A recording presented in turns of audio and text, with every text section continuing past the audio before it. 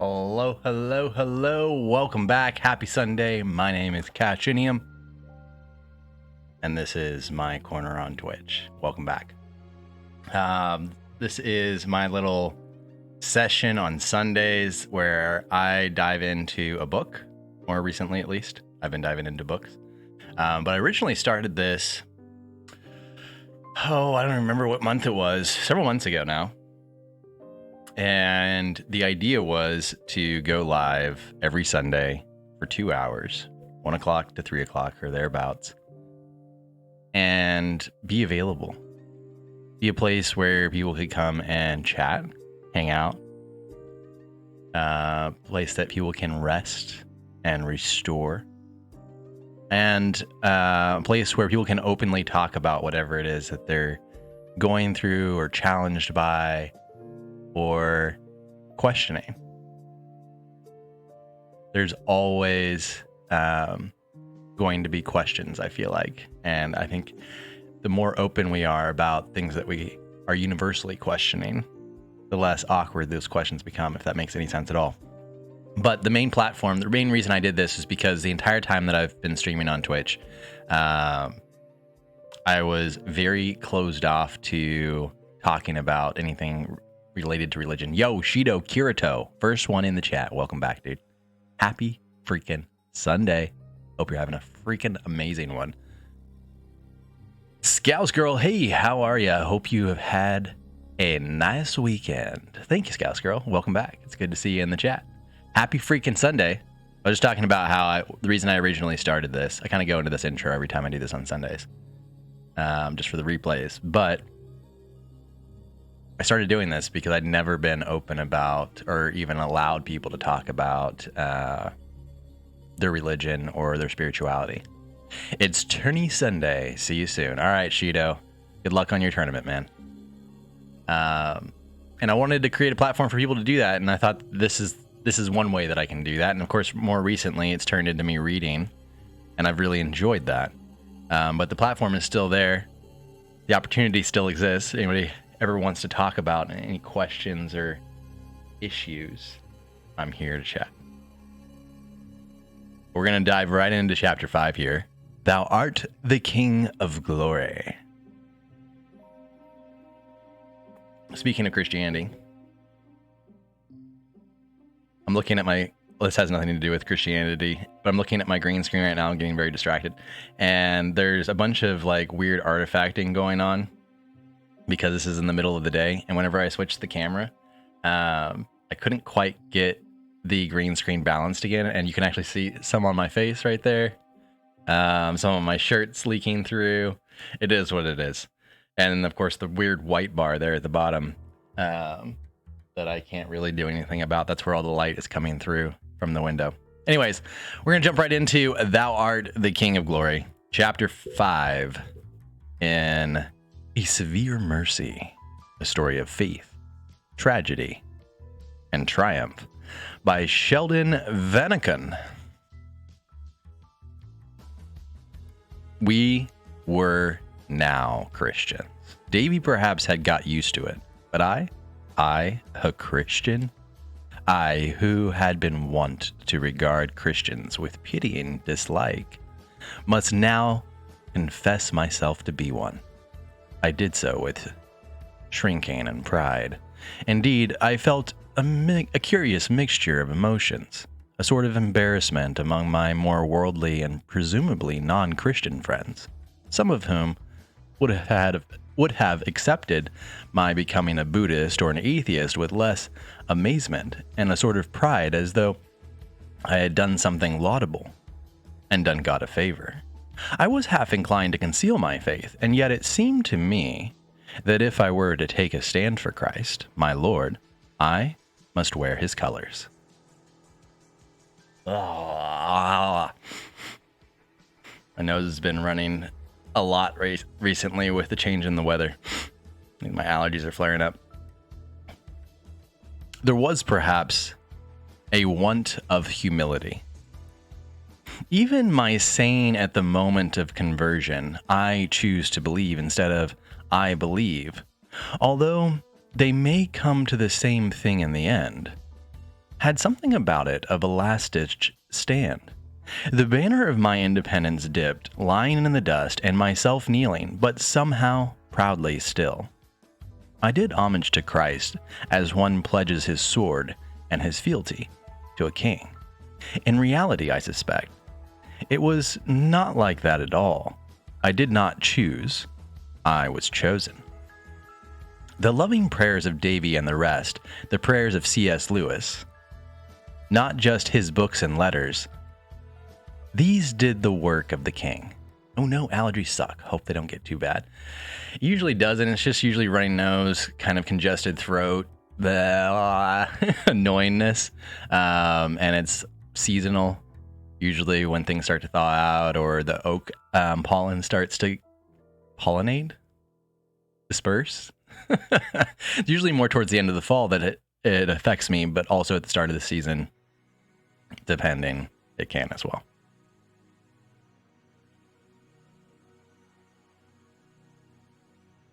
And yet, there is this to be said for the pledged sword.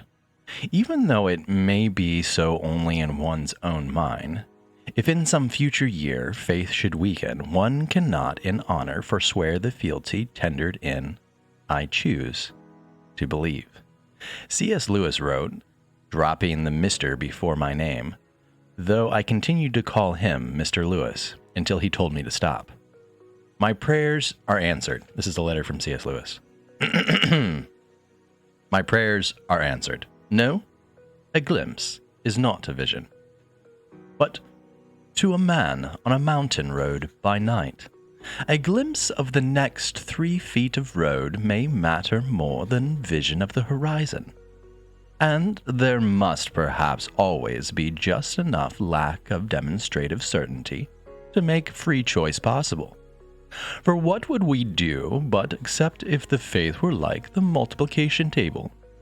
There will be a counterattack on you, you know, so don't be too alarmed when it comes. The enemy will not see you vanish into God's company without an effort to reclaim you. Be busy learning to pray and, if you have made up your mind on the denominational question, get confirmed. Blessings on you and 100,000 welcomes. Make use of me in any way you please, and let us pray for each other always. Davy and I were already Anglicans. All our Christian friends, and Davy lately, had been going to the ancient Norman Church of St. Ebbs, Evangelical, and Church of England, so of course I went there too. It was a church full of faith, and it had a splendid rector, M.A.P. Wood, since becoming the Lord Bishop of Norwich. He was a great preacher and a wise counselor on the Christian way. Davy and I had a series of conversations with him at the rectory in Paradise Square, and sometimes we stayed for a meal. I was impressed by the rector's discerning view of the relationship between mind and heart in conversion. In the church, our first Christian communion together was moving. Later, Davy and I were to go about a little to sample the riches of the many Oxford churches, the University Church of St. Mary, the Virgin, and the High Church Anglo-Catholic beauty of St. Mary Magdalene, among others. But wherever we went, our young Christian life was shaped by the Church of England, and we always came home to St. Ebbs. There was the lively life in Christ. St. Ebbs sang the Te Deum to a setting that made a triumphant proclamation of the line, "Thou art the King of glory, O Christ." The O's ascending to the mighty Christ. That setting came to mean St. Ebbs and its strong faith to all of us. One night late, several of us went round to the place where Peter and B lived in an upper-story flat and found the staircase door locked. So there in the silent street, we launched into "Thou art the King of glory." As we hit the word Christ, the windows were flung open, and the astonishing heads of Peter and B looked down.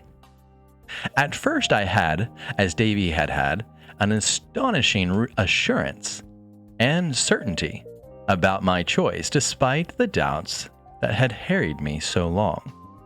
I believe that a new Christian is given a special grace, joy, and assurance in the beginning, however feeble the choosing. Until the newborn Christian has learned to stand and walk a little. I wrote in our journal, 40 days after the decision made, one begins to act on it. One prays, goes to church, makes an incredibly meaningful first Christian communion. One tries to rethink everything one has ever thought in this new light. One tries to subordinate itself, to make the sign of the cross, crossing out the I, and to follow Christ with something less than brilliant success. C.S. Lewis prophesies the enemy's counterattack and is right as usual. Feelings surge in that it's lies, all lies, that yonder red bus, the hard pavement under one's heel, the glory of the May tree are the only realities. But one remembers that the choice was based on reason, the weight of the evidence, and is strengthened.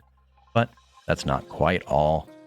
Not only can the doubts be coped with, not only do prayers go better, but the doubts come less often.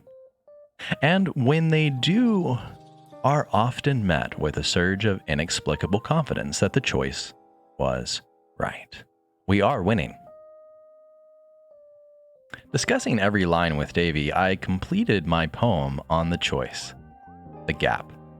Even as I worked on that one, I was diverted to another one in which the soul's act of choosing, though choose she must, is subordinated to the action of grace. These poems, when completed, I sent to C.S. Lewis. Here is the second of the two, The Sands.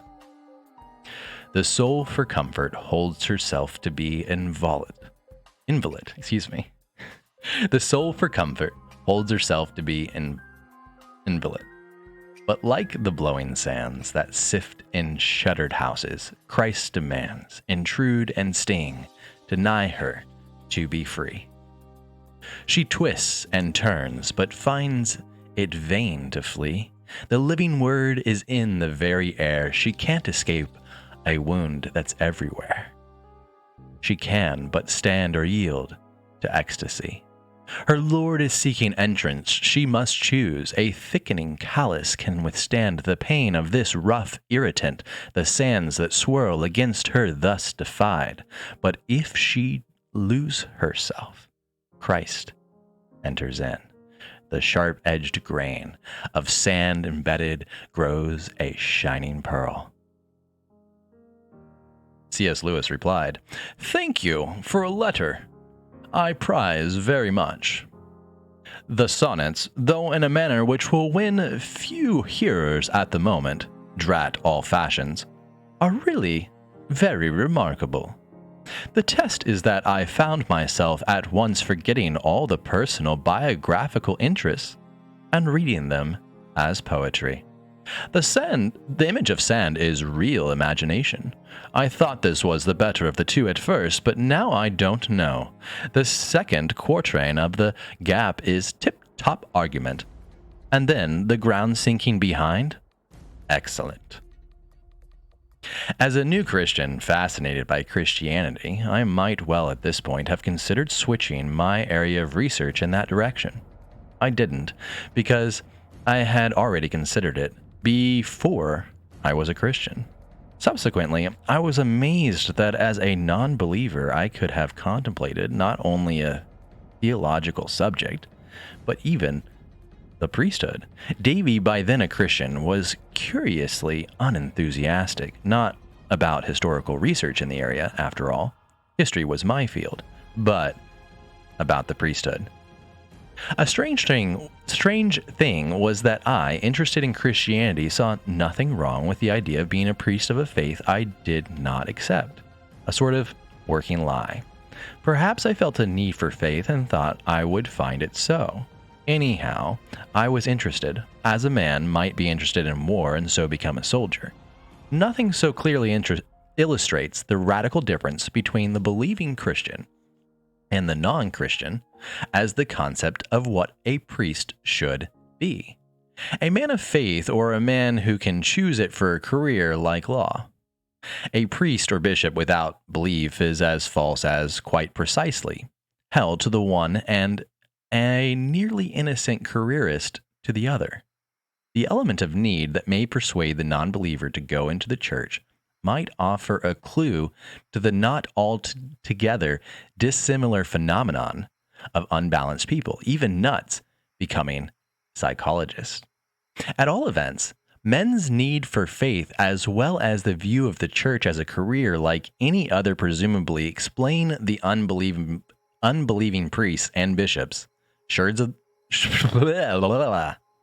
At all events, men's need for faith, as well as the view of the church as a career, like any other, presumably, explain the unbelieving priests and bishops, shepherds of the flock, who do the church so much harm, yet feel no need to resign, and appear to be almost blind to their own dishonesty. In the grip of this deplorable idea, I wrote C.S. Lewis about it, arguing further after his first reply. The 2 letters from him were in January, 3 days apart, and 2 months before conversion. The tent-making letters follow. We must ask 3 questions about the probable effect of changing your research subject to something more theological. 1. Would it be better for your immediate enjoyment? Answer probably, but not certainly. Yes. 2. Would it be better for your academic career? Answer, probably. No. You would have to make up in haste a lot of knowledge which would not be very easily digested in the time. 3. Would it be better for your soul? I don't know. I think there is a great deal to be said for having one's deepest spiritual interests distinct from one's ordinary duty as a student or professional man. St. Paul's job was tent-making. When the 2 coincide, I should have thought there was a danger lest the natural interest of one's job and the pleasures of gratified ambition might be mistaken for spiritual progress and spiritual consolation, and I think clergymen sometimes fall into this trap.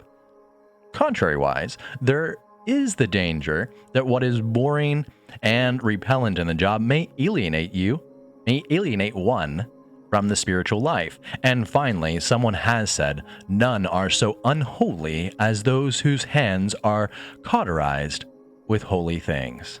Sacred things may become profane by becoming matters of the job. You now want spiritual truth for her own sake. How will it be when the same truth is also needed for an effective footnote in your thesis? In fact, the change might do good or harm.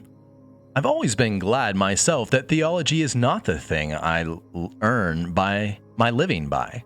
On the whole, I'd advise you to get on with your tent making. The performance of a duty will probably teach you quite as much about God as academic theology would. Do mind, I'm not certain, but that is the view I incline to. Second letter. Look, the question is not whether we should bring God into our work or not.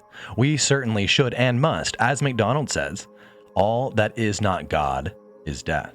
The question is whether we should simply A, bring him in the dedication of our work to him, in the integrity, diligence, and humility with which we do it, or also B, make his professed and explicit service our job.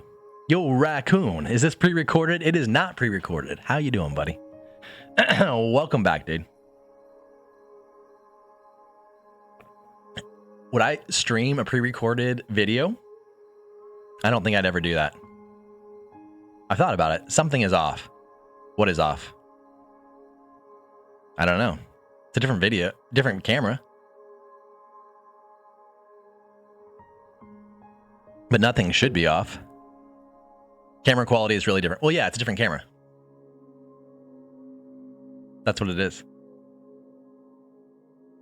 Camera quality is different. The green screen has issues. It looks pre-recorded, not gonna lie. That's interesting. I wonder why it looks pre-recorded. I'm obviously responding to you, but why would this look pre-recorded versus my old camera quality. Look at the freaking green screen artifacting. Yes, you are. Indeed. But how are you, Raccoon? Happy freaking Sunday.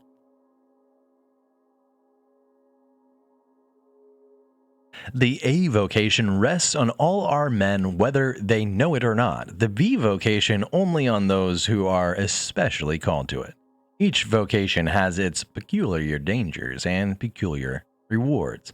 Naturally, I can't say which is yours. When I spoke of danger to your academic career and a change of subject, I was thinking chiefly of time. If you can get an extra year, it should be another matter. I was not at all meaning that intellectual history involving theology would in itself be academically a bad field of research. I shall at any time be glad to see and hear from you. I'm good. Dude, I am great. I'm so good. Thank you. I'm okay, I think. I'm doing good. How about you? Thanks. You think you're doing okay, Scouts Girl? You don't know? Well, I hope you're doing okay. You think?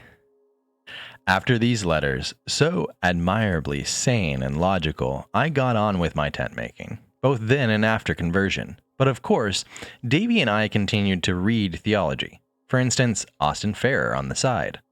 We were both deeply impressed by The Descent of the Dove and He Came Down from Heaven by Charles Williams. Then we encountered the Germans, the demythologizers, and were dismayed. The resurrection was a myth. Yo, thank you so much for doing that, Raccoon. I do appreciate it. Gifting a sub to Scouts Girl, his 20th gifted sub in this channel. You're a legend, Raccoon. Appreciate you, dude. Then he encountered the... Going back into... Here we go. The resurrection was a myth. The ascension was a myth. All miracles and prophecy were myths. Perhaps Christ's very existence was a myth. And by myth, they meant lies or devout fictions. If Jesus wasn't a myth, he, the real historical Jesus, was quite unknowable. I got money. Not worried. All right, Raccoon. Well, that's awesome, dude. Thanks, Raccoon. You're welcome, Scout Squirrel. Wait, then, were we doing... What, then, were we doing being Christians? What, for the matter of that, were these demythologizers doing? It's a real strange word. I don't think it's a real word, actually, because it's in quotes. Calling themselves Christians still and even being ministers. That perhaps would be taken up with them later, and we, after our first dismay, rallied and began to think. First of all, it appeared plain to us that these fellows were in the position of the man who couldn't see the wood for the trees. For one thing was absolutely certain. The personality of Jesus that emerged with perfect consistency from all four Gospels and from St. Paul was so powerful, so individual, and so remarkable that it was obvious the New Testament writers knew him, perhaps through others, as we know Winston Churchill or Abraham Lincoln. They lived in the shadow of a man so immense that his spirit and words burned in Christian minds. You got in your tax refund and found out you get paid at your job weekly. Nice, dude. That's awesome. I don't get my tax refund for another week or so, but I'm really excited for it. It's going to be game-changing. I'm just going through some things at the moment, Scouts Girl. I'm sorry to hear that. Hugs all around. Thanks for the hug. Oh, speaking of Job Cash, I won't be able to see your Sunday and Friday streams for the next 2 weeks. That's all right, man. You can always watch the replays. You can always chat on Discord. And we can play a game during the week, who knows. But our real salvation from these wreckers came through our recognition of the quite unverifiable fundamental assumptions in no way derived from the New Testament text that they brought to it. Oh yeah? What do you think of Outbreak? If Oxford consistently teaches any one thing, it is that fundamental assumptions must be verified. But not the demythologizers. When they say that prophecy must have been inserted after the event, their unverified assumption is that true prophecy cannot occur. They merely assume that miracles cannot happen. No proof, and by the nature of the case, no proof possible. Apart from being miraculous, the ascension could not have happened because it contradicts modern cosmology. Heaven cannot be up or out. The assumption is that God could not have had purposes obscure to critics. They argue that something could not have been said or written when it was supposed to have been because its theology or ecclesiology is too advanced, assuming that no man could have been ahead of his times. That was so much fun, and you're welcome. Awesome. You did spend $380 2 days ago. What did you buy? If a New Testament event is akin to an earlier myth, it cannot have happened, on the assumption that God couldn't have intended to turn anticipatory myth into fact. New place or PC. I don't know why I said PlayStation. Lucky you. Peripherals. Nice, dude. Moreover, Christ's words were misunderstood by his followers and the early church, though quite clear to critics. Assumption. The mind of the infinite God is not unlike that of a German critic. We had no quarrel with legitimate biblical criticisms and scholarship, only with those like the I cannot say this word. It puts too many different words together. It confuses my brain. It was merely badly needed. Keys were going out, and the mouse was acting up. And a new mouse pad, keyboard, mouse, and a nice headset. Awesome, dude. Everything now snaps quickly, unlike my last stuff. Well, that's fantastic, dude. I'm sure it was a nice and needed upgrade. Who bring their unverified assumptions and philosophies to the text. As for them, we retitled Hilaire Belloc's Little Thing on a Puritan to On a Demythologizer.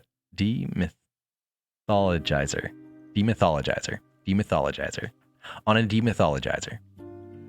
He served his God so faithfully and well that now he sees him face to face in hell.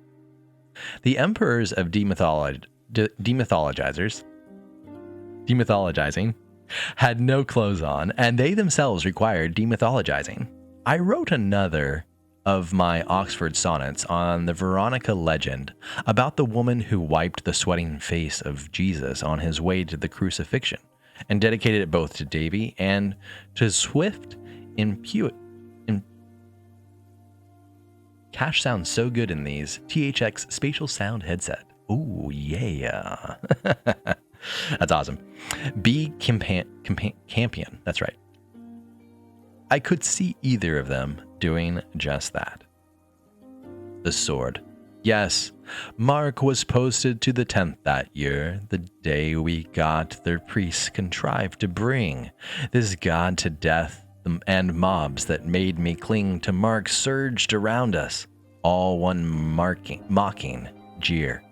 No omen warned me that Mark led me near the yelling street that I should be implored by God to wear my girlhood like a sword, so edged with mercy men would freeze in fear. Mark's armor made the crowd draw back a space.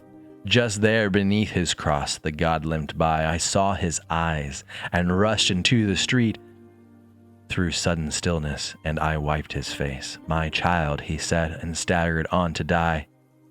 My girlhood lay in fragments at my feet. I got the Razer Kraken TE headset. It's got that 7.1.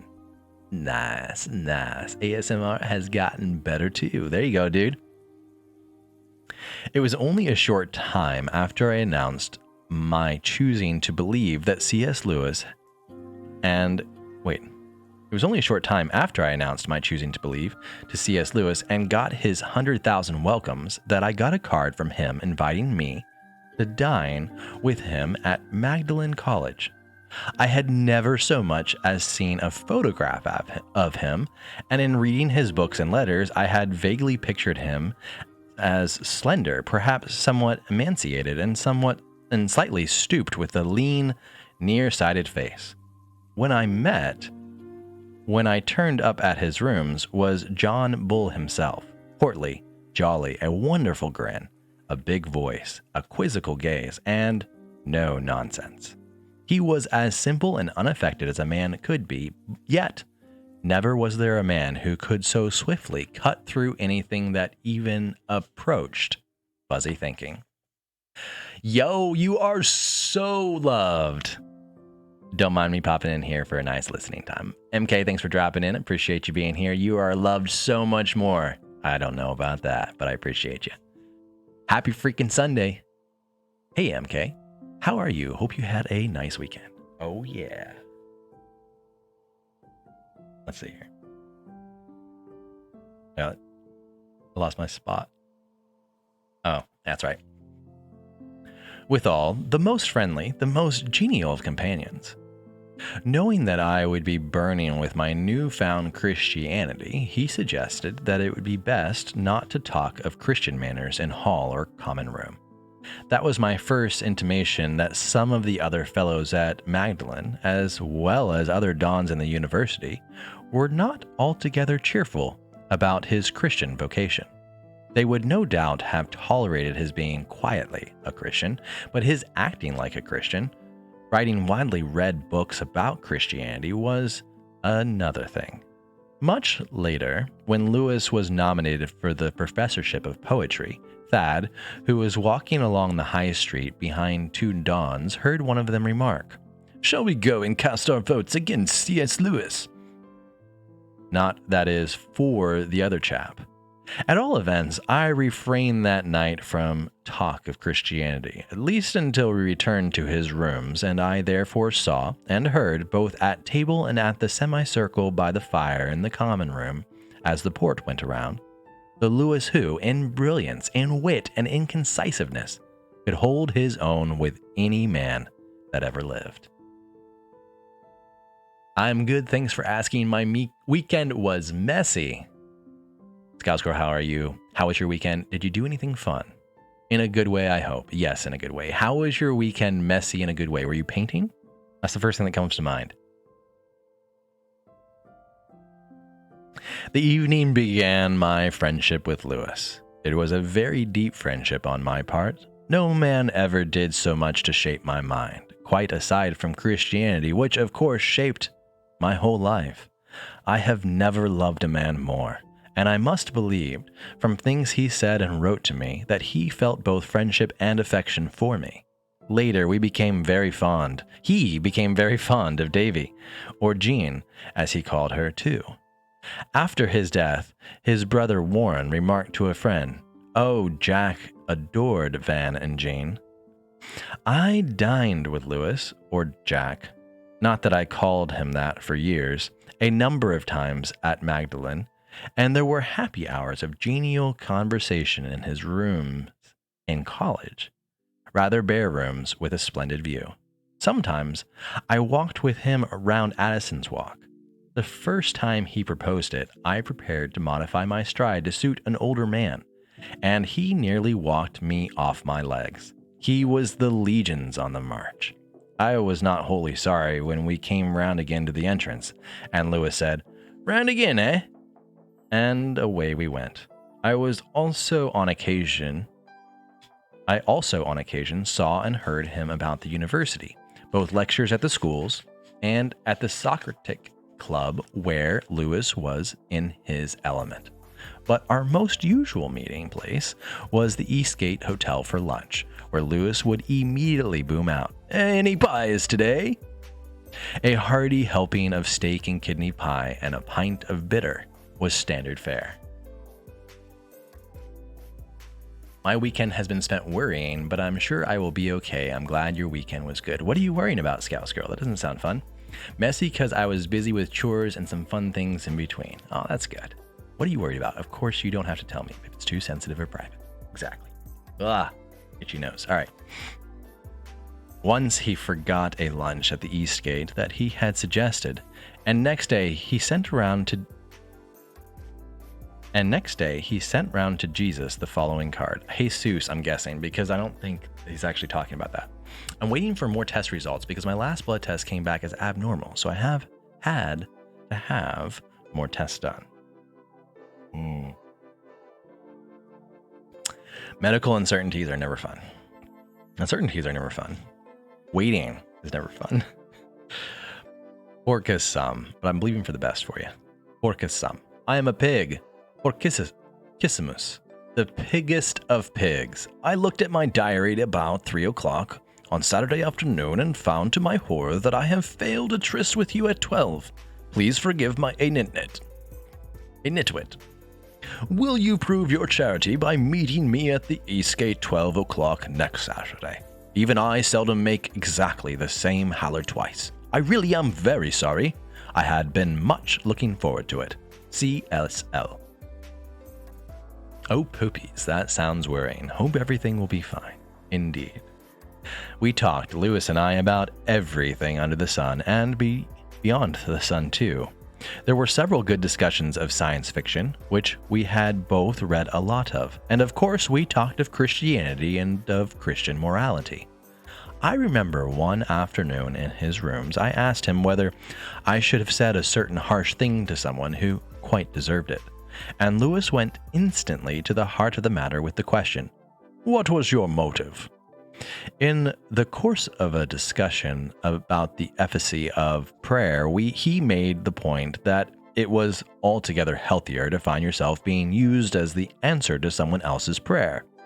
And he told the story of his nagging impulse to go and get an unneeded haircut, finding when he gave into it that his barber had been steadily praying that Lewis would come by. Several of his stories, like that one, later found their way into his writing. One night at Magdalen, we talked of the island in the West in Pilgrim's Regress, that something we long for, whether it be an island in the West or the other side of a mountain or perhaps a schooner yacht, long for it in the belief that it will mean joy, which it never fully does, because what we are really longing for is God. There was no idea of Lewis's that I more deeply understood, and our conversation about it was deep and enthralling. Finally, we made tea and drank it. And then I walked home through the misty, silent streets of Oxford, still in the spell of the talk, to tell an eagerly waiting Davy all about it. If it helps to settle you a little bit, my blood tests to see if my meds were working came back good, so I'm sure your blood tests will come back good too. There you go, MK. Love that. On another occasion, Lewis and I talked, so my little blue Oxford diary informs me, of definitions of the novel and of what the novel should be. A good story, of poetry, of the bent world in both science fiction and G.M. Hopkins' God's grandeur. Lewis believed that he had thought of it independently, since it was so natural and right in his story. But in his poem, Pilgrim's Problem, where at the end earnest stars blaze out in the established sky, rigid with justice, he thought he must have unconsciously borrowed the earnest stars from Keats. We talked at other times of human frailty, of beer, of prayer, of literary sources, and my favorite books. Rereading books, we said with immense agreement, was the mark of the real lover of books. Davy and I had been moving about a bit among the Oxford churches, and we came to accept, essentially, the high church position that the Anglican Church was part of the Church Catholic, and we found the Anglo-Catholic Mass very beautiful. As a result of the high church veneration of Mary, the Blessed Virgin, I wrote a sonnet to her. I'm glad yours came back with good results, MK. My blood cell counts were both abnormal, so they sent me for more, and my kidneys are doing strange things. Oh no. Well, I hope they start doing normal things. This is the sonnet titled, The Heart of Mary. Dear sister, I was human, not divine. The angel left me, woman as before, and when like flame beneath my heart I bore the sun, I was the vestal and the shrine. My arms held heaven at my breast, not wine, but milk made blood in which no mothering doubt prefigured patterns of the pouring out. O Lamb, to stain the world incarnadine. The Magi saw a crown that lay ahead, but not the bitter glory of the reign. They called him king and knelt along the kine. I pondered in my heart what they had said, yet could not see the bloody cup of pain. I was but woman, though my God was mine. In June, at the end of summer term, Davy and I inherited from a friend going down a tiny mews flat, the studio in the center of Oxford. I hope you still have 2 kidneys, because if only one is misbehaving, worst case scenario, they have to remove it. And you can still live with only one kidney. Kidneys are weird things, but they are important. True story. We were saddened at the loss of the piano, but all the same, we gladly moved. It was located on cobbled, gaslit. Okay, guys, I don't know how you pronounce this without it sounding like a vulgar word. Not vulgar, but like out of context. Pusey. Pusey. We're gonna pronounce it as Pusey. It was located on cobbled, gaslit Pusey Lane. A red door opened into an alleyway, where another door announced the studio.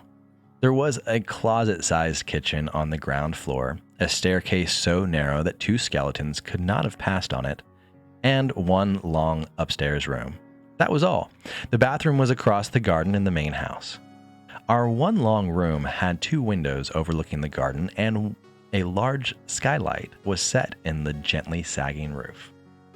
Yo, Hunters Gaming, welcome back. Happy freaking Sunday. Hope you're doing well. It's pronounced hi, Jose. There you go. How are you? Hope you had a nice weekend. Thanks, MK. I'm doing okay, I guess. How about you? Okay, I guess. Why okay? At one end of the room was a fireplace, which would immediately fill the room with dense coal smoke if the wind veered in the wrong quarter. Wherever the wind was, we could hear all the bells of Oxford, including the deep boom of Great Tom at Christchurch. This was the studio, or St. Udio's, inconvenient, damp, smoky, and very dear to us, and to many. Okay, dude. Because don't worry about a thing. Don't worry. Be happy. Everything's gonna be alright. Because the studio was central and incidentally on the wave from North Oxford to St. Ebbs, and because perhaps of its extraordinary atmosphere, compounded of the gaslit cobbled lane outside and the warm upper room with its skylight black with rain and its cheerful fire, except when the wind was strong, of course, it became the center of a lively life in Christ for a great many people. I'm okay, thanks. Hug.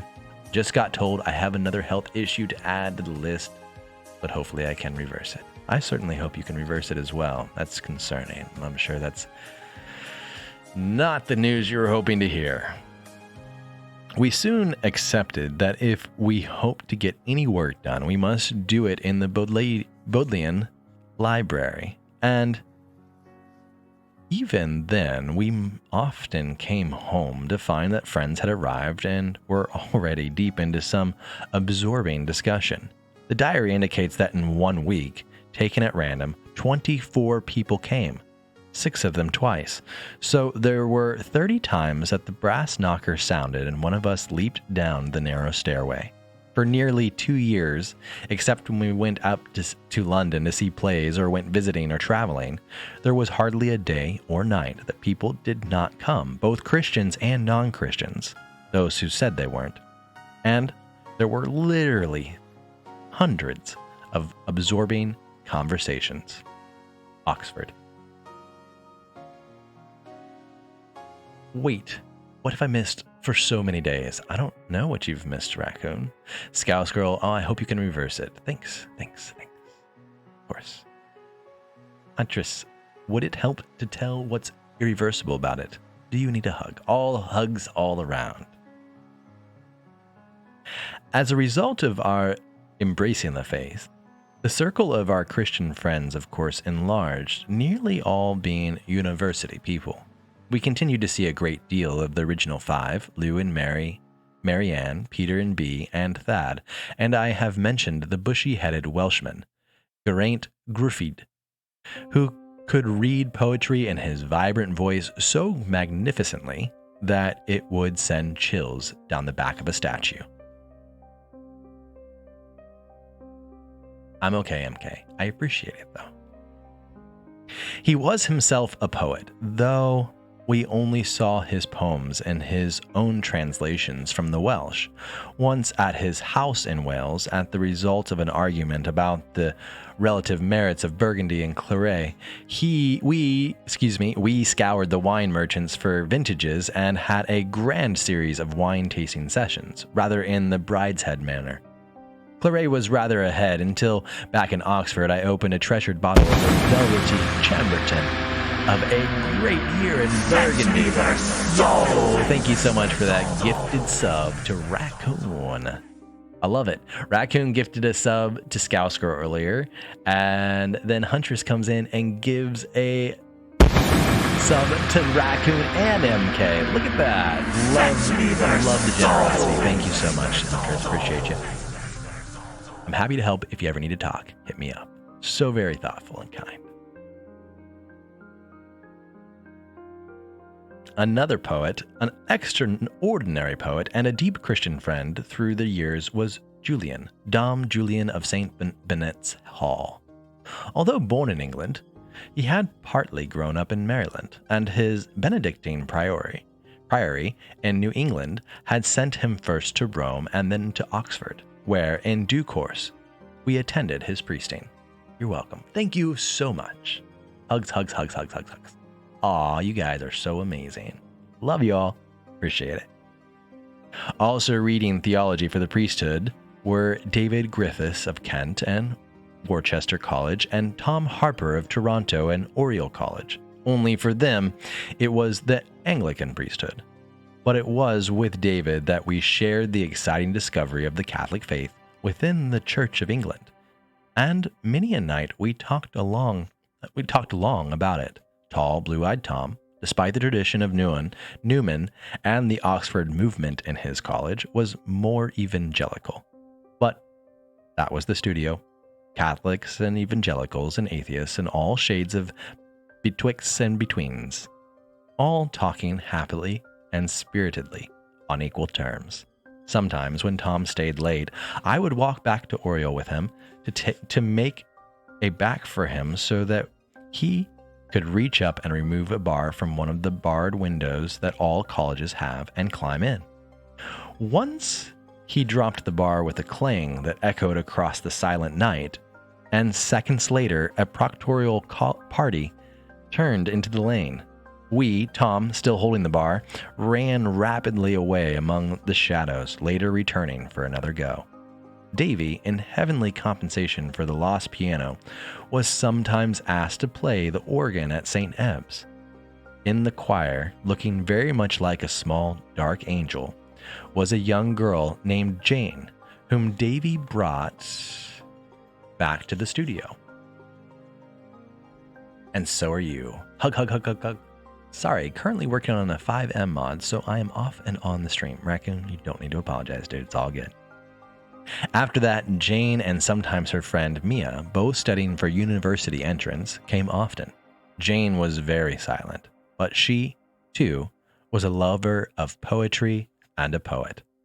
We read a lot of poetry aloud at the studio, and when I would read, especially T.S. Eliot's 4 quartets, I would almost feel the intensity of Jane's listening. Well, lurking. All right, dude. Poetry was no small part of the magic of the studio. Not only the great poems, but our own. The poems we wrote and read to each other and discussed. Poems in which the incarnate God was very much present. Geraint, in a poem to Lyned, the Welsh girl he was to marry, spoke of their holy hours, when our spirits flowed quietly at one, in the streams of our Christ love. And Julian's poetry was pure prayer, deep and holy. He spoke of himself walking in the garden, pawing with the foot of my philosophy in the dust of the path, seeking uncaring unknowingness and unreasoned trust. At his Oxford ordination, he offered Christ tormented thought and worn-out shoes, take all and dwell therein. One of his poems was about going away from the studio at night. Cry to the night, to the gaslight, after the rain. What shall I cry? Farewell, goodbye. I leave you with your pain. The Lord be with you, and in your hour again, tread in this cobble lane, and rain his faith within you. Amen. I increased the bass on my headset, and Cash sounds like one of those radio podcast dudes. Awesome. Love it. One night, Julian and Davy and I had a deep and gentle talk about poetry and Mary Virgin, what she means to man and her role in the kingdom. Out of that long night's talk, there came another of my Oxford sonnets, dedicated lovingly to Julian. Our Lady of the Night. When this world hides the constant heart of light, we sink to chill despair through stars that wheel in deathless unconcern. Our senses reel at nothingness, and darkness steals our sight. Appearing wrapped in deep blue heaven bright with secret sun, the moon for tenderness looks down to earth where, reassured, we bless the sun in her, Our Lady of the Night. O Lady, eyes can neither bear the pain of utter light, nor see without it how to talk, so blindly stumbling we are drawn to seek that light in you, who see it plain. Be with us, Lady, through the darkness, now and at the awful hour of the dawn. I have to charge my phone, but have an awesome stream and day. Everyone enjoy your Sunday. Huntress, thanks for stopping by and the gifted subs. Always appreciate it. Awesome. My puppy is trying to be my best friend because I have cookies. Nice, Scouse Girl. Bye for now. Isn't Cash, in a way, a radio podcast dude with his books? In a way. In a way. Bye for now. TTFN. Although our Christian friends came often to the studio, our non-Christian friends were, of course, equally welcome. Indeed, in some of the best discussions on Christian subjects, there would usually be a couple of non-Christians there too, joining in our healthy skepticism. Our experience of Oxford was that everybody talking about everything, and for that very reason, we usually knew who was Christian or non-Christian or semi-Christian or Hindu or whatever, because it came out in conversation. One afternoon, Davy and I walked in the university parks and Mesopotamia, talking of some day writing a novel, catching something of the extraordinary variety of Oxford life, including the studio, a novel that we would put ourselves in as characters, then saying, someday, maybe. We went to the Copper Kettle on the High for tea. That night, as usual, a couple of friends came by. One was Julian, and the other was a non-Christian friend from whom Corpus Christi College named Richard, and it was Richard who wanted to talk about Christianity. After considerable talk, he said, "The thing that stumps me is the Trinity. The Trinity and, above all, the Incarnation. You all seem to believe that Christ was, at the same time, completely a man and completely God. In the name of common sense, how could that be? How could he be? You Christians always take refuge in mysteries." "Not at all," I said. "We aren't hiding behind a mystery in this, at least." "Well," said Richard, "explain to me in some way that makes sense." Julian began to say something about the persons of God, and I could see that Richard wasn't finding it very helpful. Then I thought of the novel Davy and I had been talking about, and I murmured to Davy, "I've got it." "He is, Raccoon. You could do the same. You have a lovely voice." "Nice. Cash has an angelic reading voice." "Well, thank you, MK. I do appreciate that." "It's still no good," said Richard when Julian had done. Look, Richard, I said, this afternoon Davy and I were talking about writing a novel of Oxford, with the studio in it, and us, and everybody. Now, assuming we could do it, assuming you could do it, said Richard, I'd buy a copy. Not more than 5 shillings, though. Listen, I said, we're talking about the incarnation. Okay, suppose I write it. It's too complicated with 2 authors, and I put myself in it. There I am, walking down the high, wearing a Jesus tie in the book. And let's say I make up a lot of characters, not using real people for fear of hurting their feelings, but I'm in it, and I, the characters, say whatever I would say in the various situations that occur in my plot. What about the incarnation? Said Richard. That's what I'm telling you, stupid fellow, I said with a grin. Don't you see? I am incarnate in my book. I am out here writing it, so I'm like God the Father. But it's really me in the book, too, isn't it? So that's Jesus, the Son, right? The me in the book speaks my words, and yet there are speeches that I've probably never made in real life not being in those situations. And yet, can't you see that it's really me? Huh, said Richard. Yes, right, I see, go on. Well, I said, all right. I'm out here being the author of all things, and I'm in the book, taking part in scenes of drama, incarnate in my book. Now, the me in the book, he's all me, isn't he? And he's all character, too, isn't he? Like the doctrine, all God and all man. Makes sense, doesn't it? One more thing. Suppose the characters run away with the story. Authors are always saying that happens. It might be necessary, whatever I had originally intended, for me to get killed, crucified. Anyhow, you see? You win, said Richard. It does make sense that way. I'll have to think about it. There's something else, though, said Davy. The other characters, made up ones, invented ones. If Van invents them, they'll all, even the bad ones, have something of Van in them, won't they?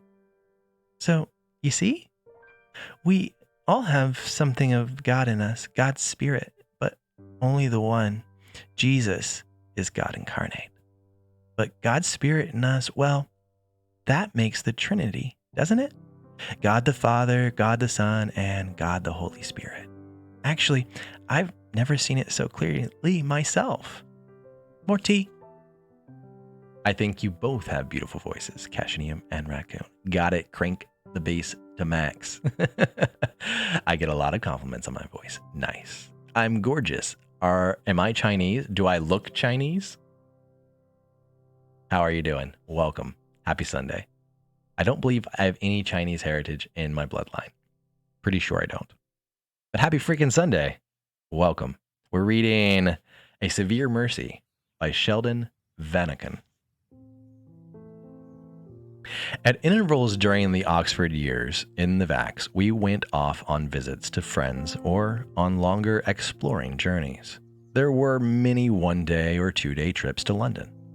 There was a jolly Christmas in Yorkshire, full of family games and caroling in the misty streets, at the home of a college friend, Trevor, and a fortnight in wild Wales with Bea and Peter, and Geraint part of the time mainly climbing Cader Idris when it was fine, and reading John Buchan in the farmhouse when it was wet. Am I Thai? I am not Thai. Cash, do I have blue eyes? You got blue eyes? Not really. More green than anything. They do change depending on what I'm wearing. Right now, they're probably more blue because I'm wearing a blue shirt. But if I'm wearing a green shirt, they are very green. Tend to be more on the green side. We and Thad borrowed a car and wandered for days about the lovely Cotswolds country, exploring ruined abbeys and stopping to see friends. Another friend, an Irishman, Paddy O'Leary, whom I'd met whilst drinking bad sherry at our moral tutors in college, and his sweet English wife, Margaret, invited us to her house where we stood as godparents to their son. With Edmund my dining companion, and a girl named Laure, we traveled in France for a fortnight, exploring cathedrals and Roman ruins and the caves of Lascaux, as well as dining at some great restaurants, as indicated by the guide Michelin. Fun fact, if you have blue eyes, you actually have some European in you from your ancestors. Is that like 100%? That would make sense. I do have European, for sure. I know that. We also drank a great deal of the wine of the country wherever we were, and we ended up with a joyous drive into Paris, top down, on the first balmy day of spring. The sky was blue, the parks full of lovers, the river sparkling, and Notre Dame on the Ile de la Cité looking awfully noble. One of the happiest visits was to the Hampshire home of a very dear friend in the college, a frequent caller at the studio, Peter Crane. Scouse Girl has blue eyes, and she's European. Imagine that. I am European, and she has blue eyes. MK has blue eyes as well. Poggers. I think we have found our answer in our very small study of 3 people. I love it.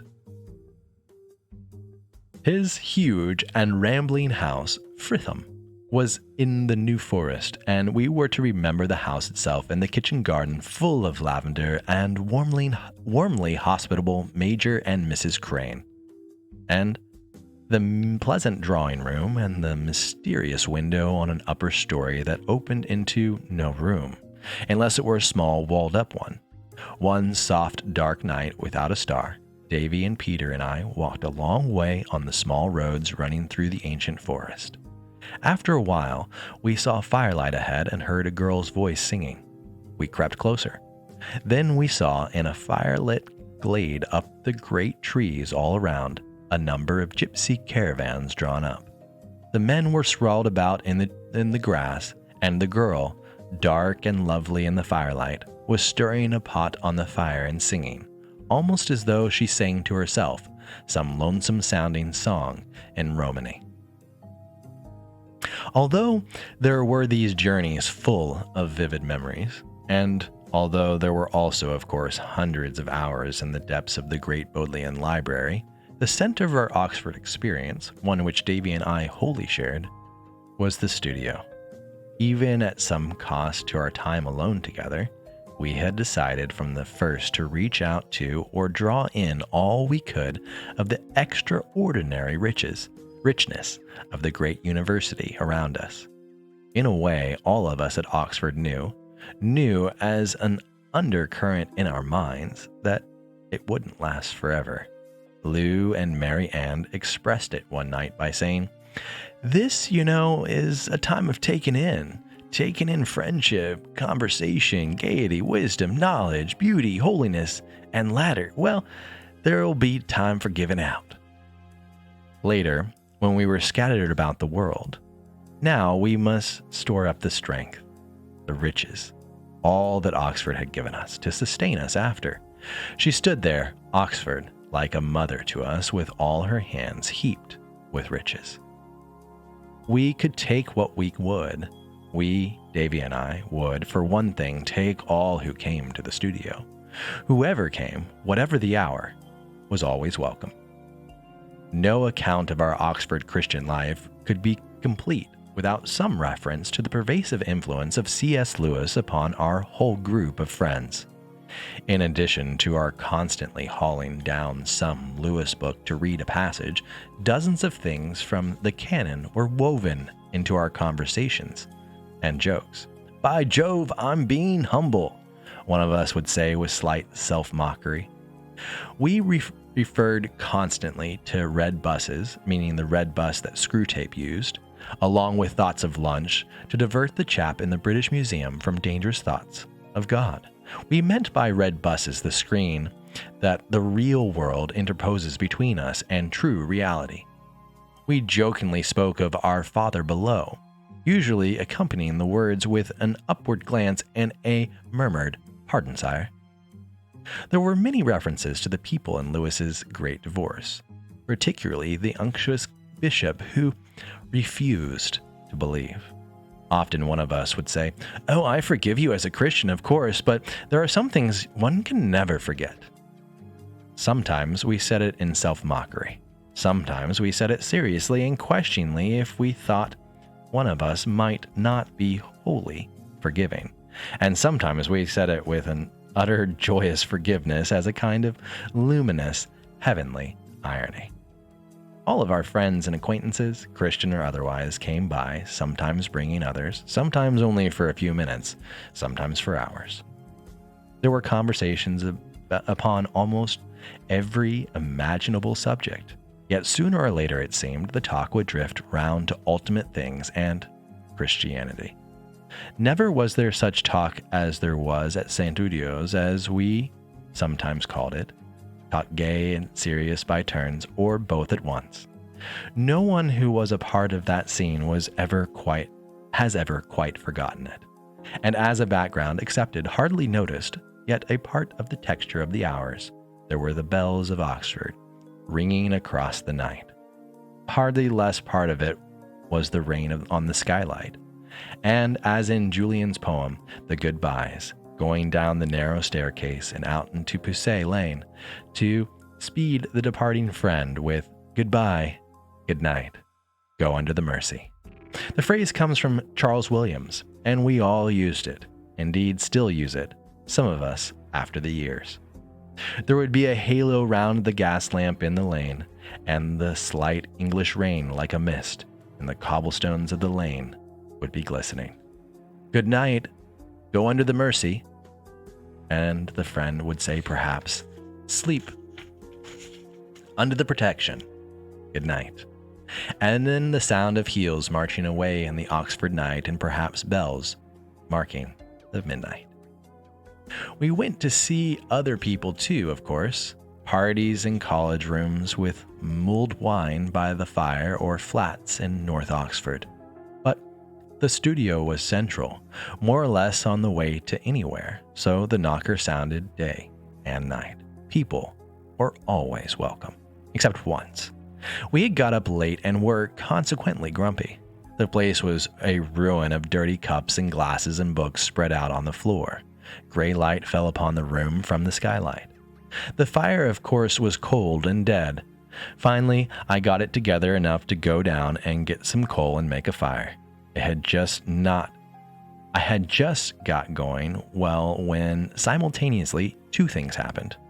Davy plugged in the vacuum cleaner, which blew all the fuses, and the wind veered around and smoke poured into the room. We staggered about in the gloom, treading on coffee cups, carrying pots of water to put out the fire.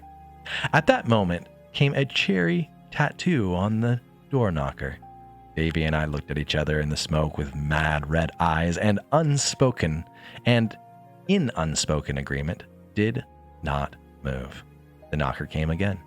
We did not stir. Whoever it was, we never found out. Gave up. Heels went away. Probably it was Jesus.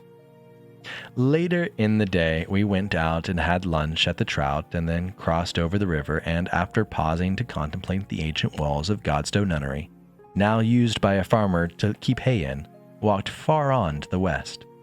Although so many people came to the studio, we were mindful of the need to keep close, and mindful too of our old injunction about having time outdoors alone together. So we talked a lot in all weather, talking as we walked, or took a punt out on the river.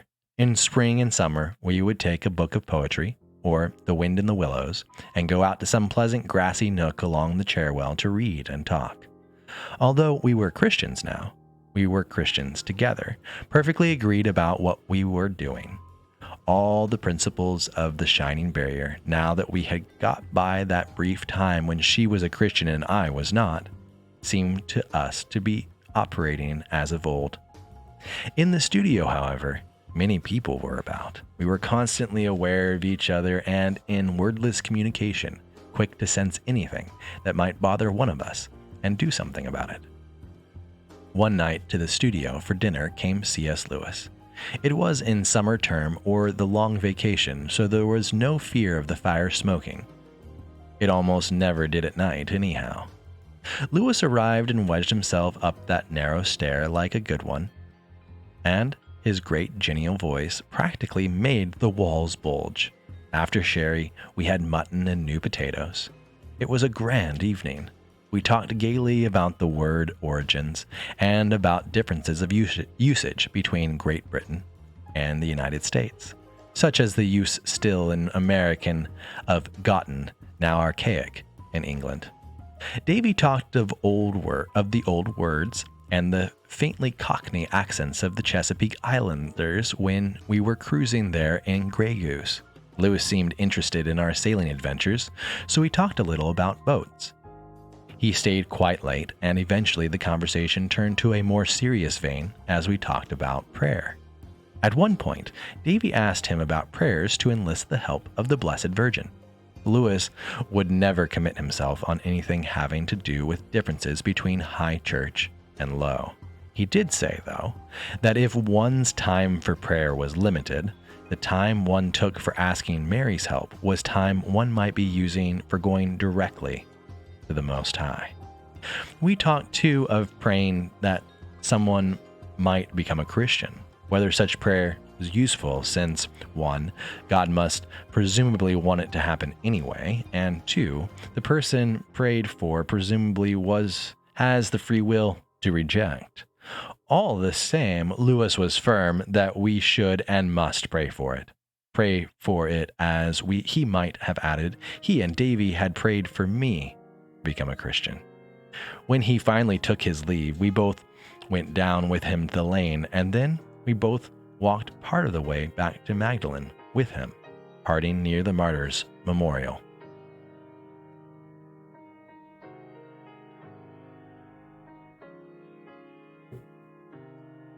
That year, summer term was extraordinarily lovely. On May morning, not long after the light appeared in the east, we had set in a punt under Magdalen Tower with friends, hearing first a belated nightingale, and then, from the top of the tall tower, the pure voices of little boys singing their Latin madrigal.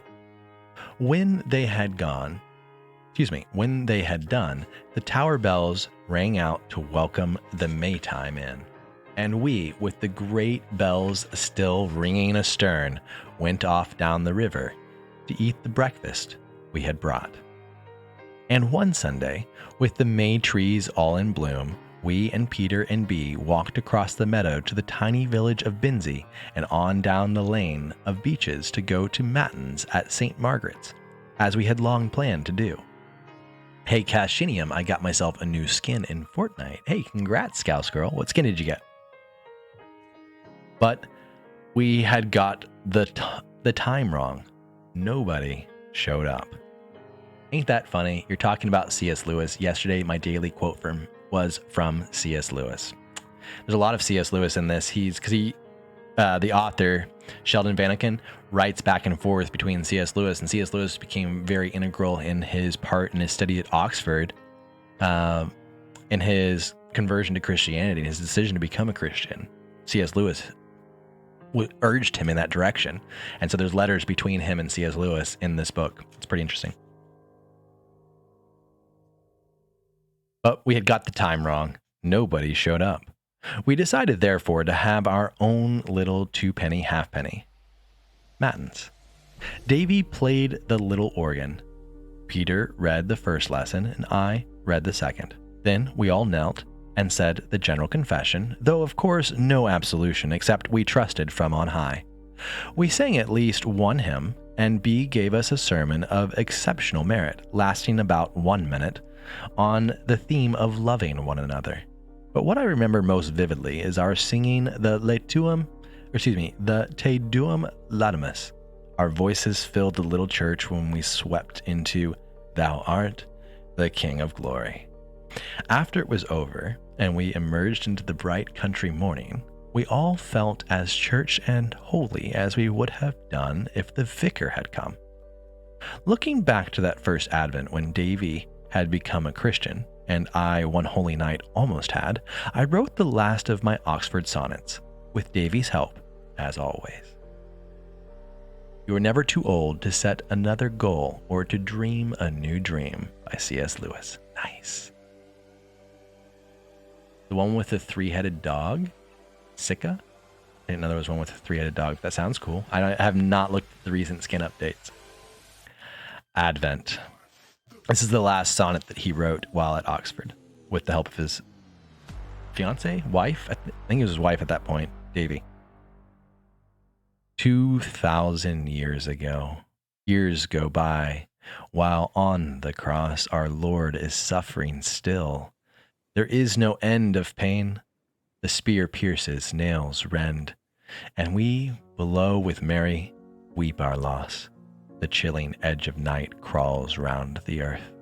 At every second of the centuries, the dark comes somewhere down, with dreadful ease slaying the sun, denying light's rebirth. But if the agony and death go on, Our Lady's tears, our Lord's most mortal cry, so too the timeless lovely birth again, and the forsaken tomb. Today, the dawn that never ended and can never die in breaking glory ushers in the slain. I sent around the whole 6 sonnets, though he had seen... I sent round the whole 6 sonnets, though he had seen 2 of them, to C.S. Lewis, and he replied in part, I think all the sonnets really good. The Sands is very good indeed, so is Advent. Perhaps it is the best. After summer term, several of our friends were going down, including a sad Julian, for whatever part of the world claimed them.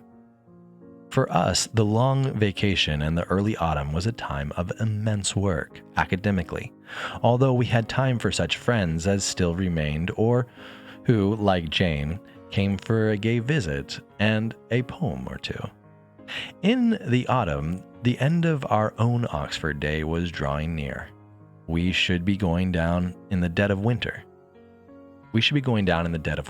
Julian, now back in his monastery, wrote of wishing to be in Oxford again and spoke of eager Davy, that quality that seemed the very essence of her being, and he sent us a poem.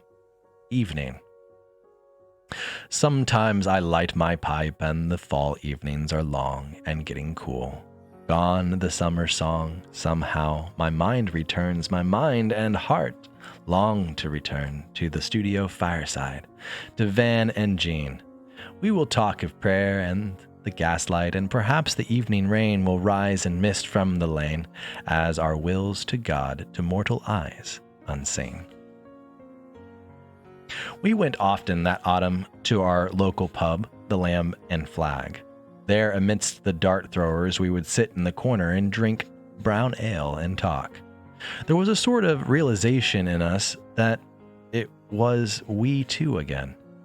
All this gray magic of Oxford would fade away, but we should go on. We should be together, back to back if need be. We knew what it was to be Christians at Oxford, and we knew what it was to be gay pagans elsewhere. But now we were about to head for elsewhere as Christians, Virginia to be precise. And that would be a new thing. But the dear God would be with us, and we should cope. We talked about our Oxford years from the point of view of us. How much, despite all the people, how very much of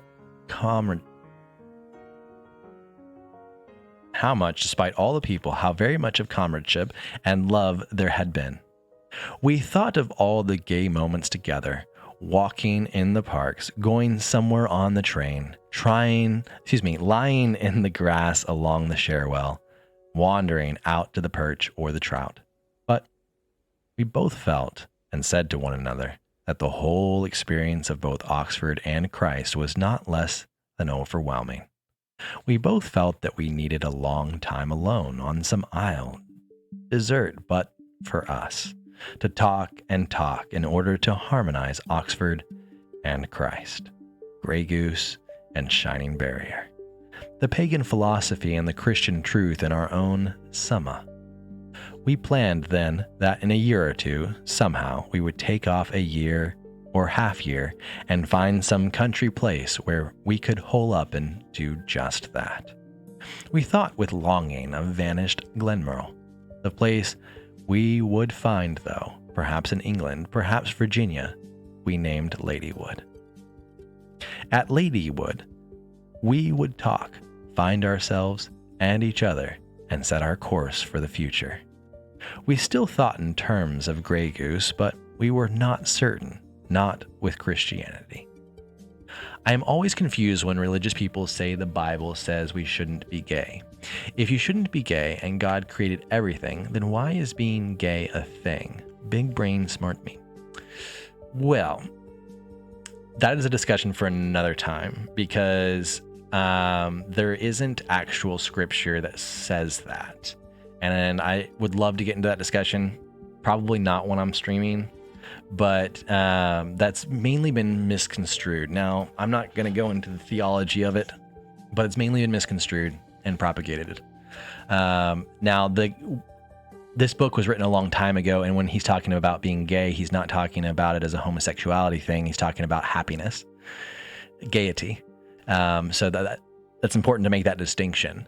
But I think that within a lot of religious circles, a lot of Christian circles, there are parts of scripture that have been largely misinterpreted.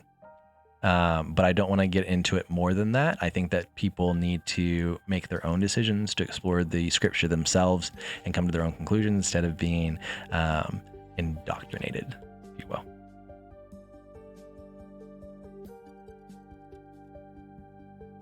We still thought in terms of Grey Goose, but we were not certain, not with Christianity.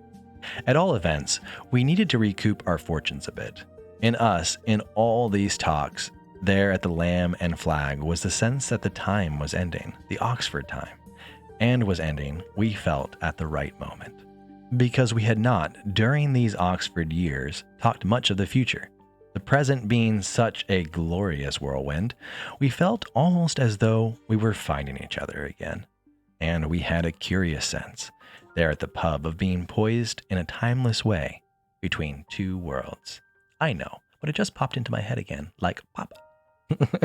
Well, I appreciate you bringing it up. Cash, which is better, Logitech or Razer? For what? You have to do your own independent research, man. I have mostly Razer peripherals, but I have Logitech speakers, and I really loved my Logitech mouse. I gotta go. Heck, see ya. Okay then. See you, Raccoon. It's all right. I'm wrapping it up anyways. We've got this much left. My thumb is where I'm at, and then that's gonna be the end of this. I think I can only really do one chapter per stream because these are long chapters. They're both good, but depends on what you want to use them for. I'm all Razer. I'm mostly Razer, but I used to really love my Logitech mouse before I switched. Anyways, see ya. All right, Raccoon, have a great Sunday, dude. You are loved, man. Thanks for stopping by. My throat's getting scratchy.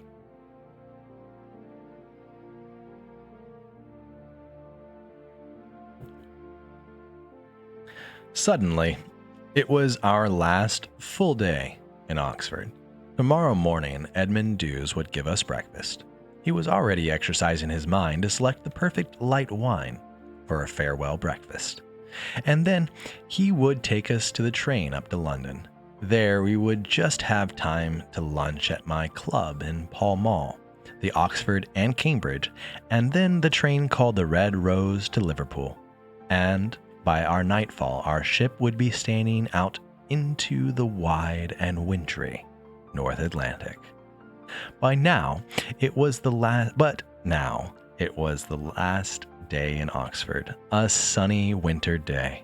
In the afternoon, we should say goodbye to friends, and in the night wander about Oxford. This morning, we walked by way of New College and Queen's Lane to Magdalen Bridge, where we turned around to walk up the High Street. The high, gently curving, ancient colleges on either side may well be the most beautiful street in the world, not least because of the soaring beauty of St. Mary's spire. Just as we came up to it, the bell ringers within, as if they had seen us coming, pulled their ropes, and the bells rang out. We stood there a few moments, submerged in the cheerful clamor of the change-ringing bells. Yay, your city was mentioned. True story. On that last day, I met C.S. Lewis at the Eastgate for lunch. We talked, I recall, about death, or rather, awakening after death. Whatever it would be like, we thought, our response to it would be, why, of course it's like this. How else could it have possibly been? We both chuckled at that. I said it would be a sort of coming home, and he agreed. Lewis said he had hoped Davy and I would be coming back to England soon, for we mustn't get out of touch. At all events, he said with a cheerful grin, we'll certainly meet again, here or there. Then it was time to go, and we drained our mugs. When we emerged onto the busy high with the traffic streaming past, we shook hands, and he said, I shan't say goodbye. We'll meet again. Then he plunged into the traffic. I stood there watching him. When he reached the pavement on the other side, he turned round as though he knew somehow that I would still be standing there in front of the Eastgate. Then he raised his voice in a great roar that easily overcame the noise of the cars and buses. Heads turned, and at least one car swerved. Besides, he bellowed with a great grin, Christians never say goodbye. All right, guys, that is chapter 5 of A Severe Mercy by Sheldon Vanniken. They're long chapters. They're very thought-provoking. They're very deep. There's a lot to chew on and dissect. But I'm really enjoying the book. It's a very different style of reading than I would typically pick up. But it's interesting. This next chapter is a real doozy. It'll take almost probably a full 2 hours to read. They're pretty long, but they're good. I really like them. See, how did that last chapter end?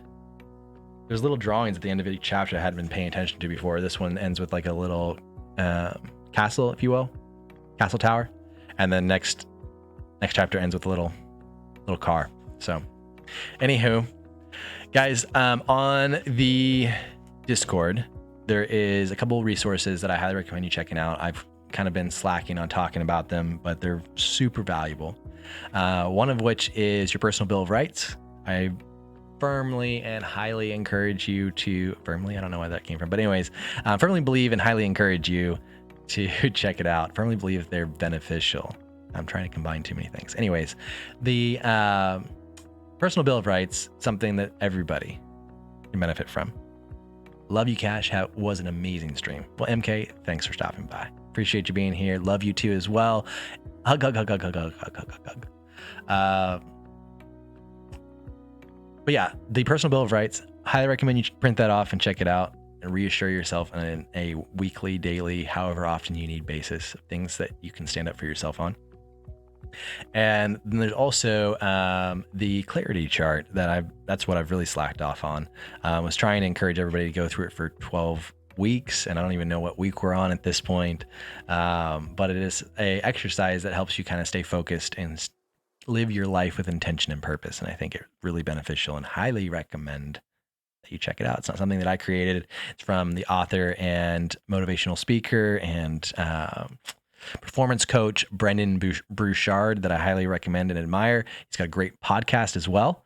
I think it's called The Brendan Show. I'm not sure, but check it out. And I will be back live in a week. My schedule's changed. We're going into March. I'm only going to be streaming 2 days a week. It's going to be crazy. But it's going to be good because I'm going to be able to put out more content. I'm working on some other things in the background that I don't want to get into until they pan out. But excited. Sharing all of that on Discord as it comes to fruition. But I will be back live on Friday night at 9 p.m. Central Standard Time for some gaming. And then again on Sunday next week for some You Are Loved. Keep it real and keep it classy. I appreciate you all. Don't ever forget how much you are loved beyond your wildest imagination. Come stop by the Discord if you need somebody to chat with or want to hang out, find a new family, you know, the drill. I also post motivational quotes there every day during the week, and a new desktop wallpaper there every Monday. Bye for now. Thanks for yet another awesome stream, Kashanium. I put a picture of Sika in Picture Zone on Discord for sweet. Thank you. Have a fantastic Sunday, everybody. Bye.